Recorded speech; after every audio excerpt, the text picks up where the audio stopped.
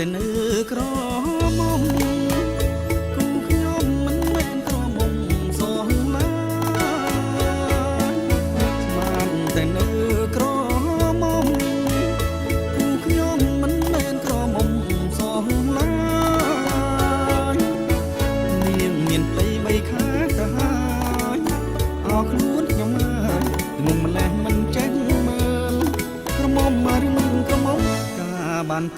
6 ខែស្រាប់តែប្រពន្ធគ្រប់ខាឆ្លងគុំនេ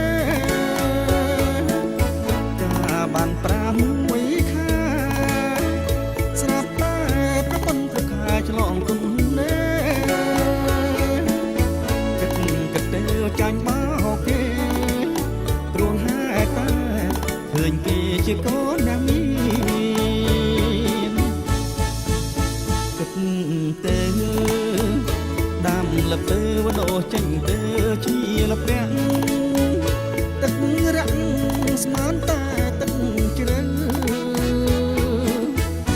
អូនទេគ្មានអីស្រាប់តែអីលើយកឯងធ្វើអីឃើញនឹងភ្នែកច្បាស់ហើយលោកអើយនឹងហើយស្រីមកដណ្ដឹងប្រ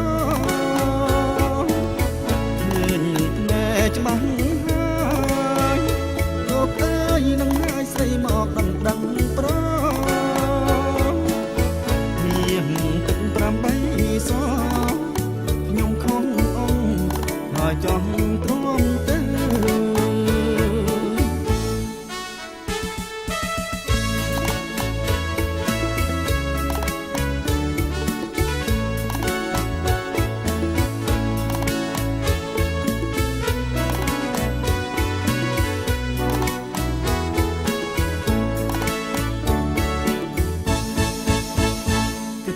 ទៅ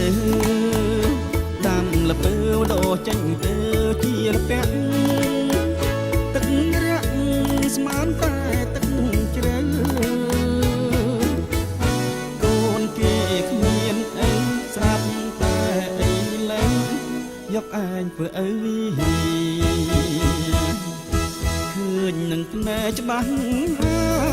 យលោកអើយនឹងហើយស្រីមកដណ្ដឹងប្រ